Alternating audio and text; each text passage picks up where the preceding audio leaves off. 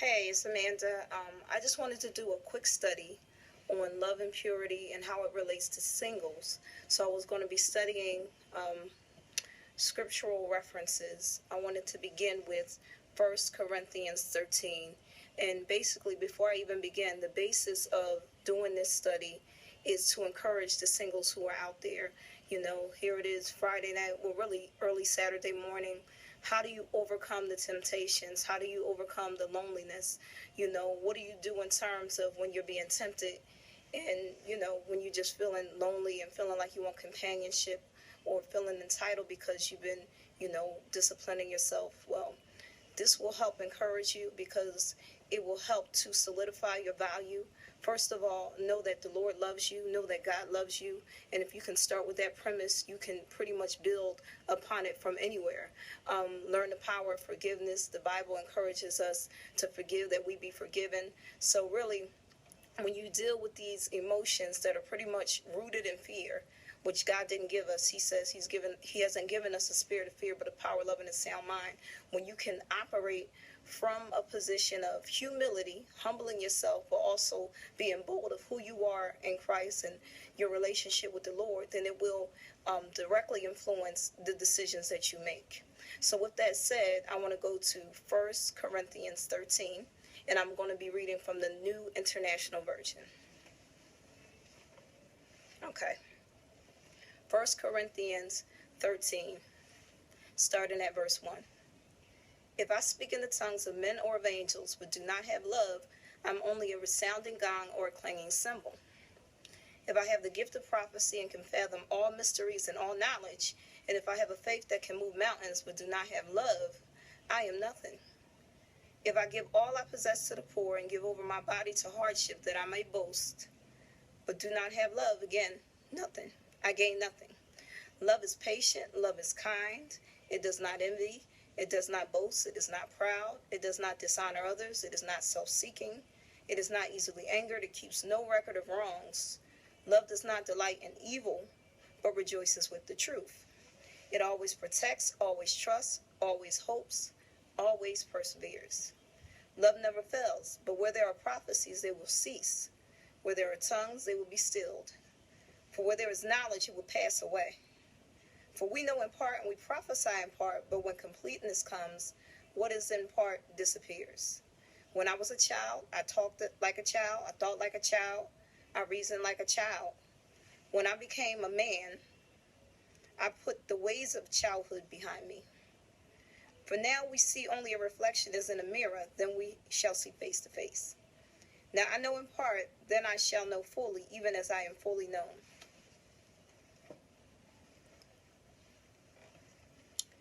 And now these three remain: faith, hope, and love, but the greatest of these is love. 1 Corinthians 13 is what I just read from the New International Version, and it's a really excellent study on the subject of love. And the reason why I decided to begin this topic or this talk with that is because, it really relates. Sometimes it can be frustrating, especially if you find yourself, going through a period of time where it seems as if, you're not, some people got to always have someone on their shoulder, feeling like they need to be in a relationship. Now, the Bible does say it's not good for man to be alone, but you want to find your identity in your relationship with the Lord, and you want to make sure you love yourself, because if you're going to another person and you're not complete first within who you are, then it's going to just create feelings of dependency and clinginess, and, it's really a turnoff. And again, it's rooted in fear. But if you know who you are in the Lord, and you know that the Lord has a good plan for your life, in Jeremiah 29, he says he has thoughts, good thoughts towards us, thoughts of peace, not to harm us, but to give us an expected end. So, when you can come from that position, then you won't really throw yourself at everybody, who comes your way. And this is not a message of condemnation. This is just a message to try to, encourage the singles out there, Get yourself, ladies, you can get yourself a purity ring or something like that. Just wear it on your right hand. Traditionally, married folk wear, the wedding ring or the symbol of their covenant on their left hand. So I just suggest, you don't wear that purity ring on the left hand. But anyway, I mean, these are just like little technicalities. It's not written in stone. The bottom line is you want to condition yourself to come from the position that, not that there's something wrong with you. There are benefits to waiting. There are benefits to having patience and seeking the Lord. Another good thing you can do while you're waiting, while you're going through this season of singleness, is you can pray. Avail yourself to servanthood and find where you can help.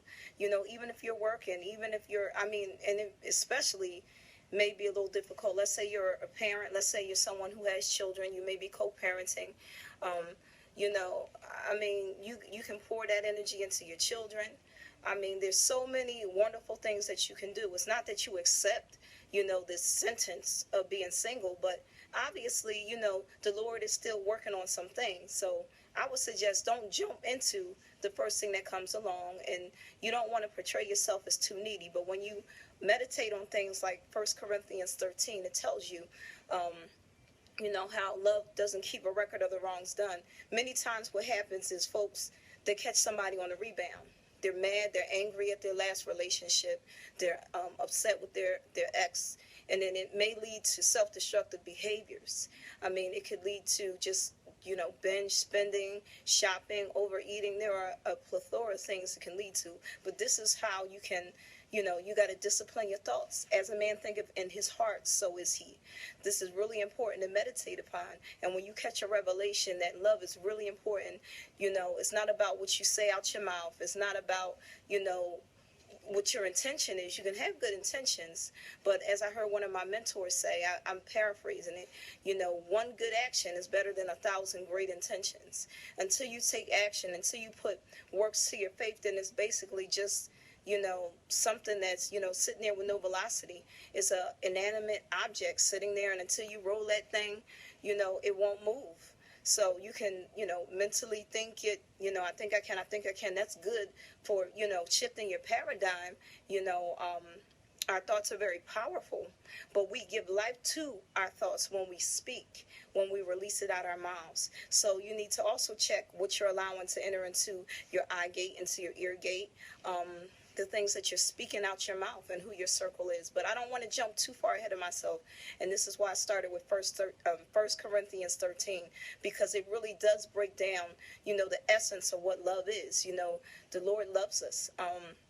He tells us that love is one of the greatest commandments, to love the Lord our God with all our heart, our mind, our soul, and to love our neighbors as we love ourselves. So love is really important, but you must have that love from within as well. And that begins with your relationship in the Lord and knowing that he's not mad at you. I would say you can also, if you want to do a really good study, Romans 8 is perfect. It can take away feelings of shame, despondency, condemnation when you catch a clear revelation of God's love for you. And in Romans 8, the Lord speaks of all things work together for good to them who love the Lord, who are called according to his purpose. It is important for you to understand that nothing shall separate you from God's love. So that's why I started with 1 Corinthians 13. Love never fails. Love never fails. That's one thing that's like money in the bank. Love never fails. If you walk in that position of love, the Lord, he will lift you up with that humility.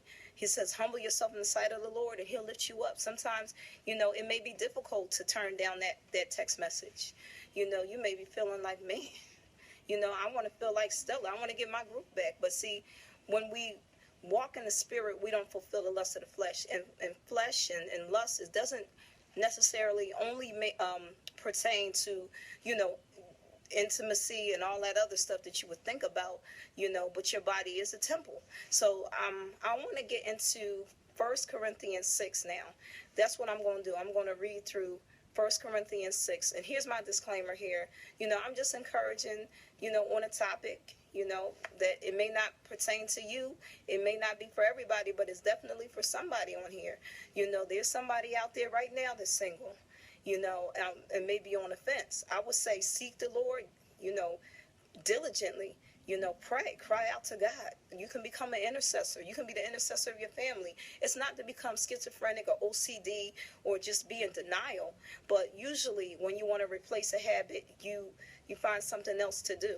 And so it would be a great thing. You want to stand your ground and you want to be firm, because in James it says a double-minded man is unstable in all his ways. And I'm not on here, being a wicked witch of the West. I don't want to be the bad guy. I don't want to be the villain. I'm not a Jezebel. I'm just saying, if you find yourself in a situation where you are single, and I'm not here to counsel you, if you find yourself in a situation where you are single, then understand that singleness is not a disease. Singleness is nothing to be ashamed of, to be shunned of. You may have family members, you may have loved ones who are in relationships, and they may be happy. Well, rejoice with those who rejoice. And this is really an opportunity for you to, grow in your character, grow in your integrity. This could be like a real sweet time. Enjoy this time, because when you get in your relationship, how can two walk together unless they agree? But I'm not going to get into all that right now. So I want to quickly just turn to 1 Corinthians 6, if you bear with me for a second.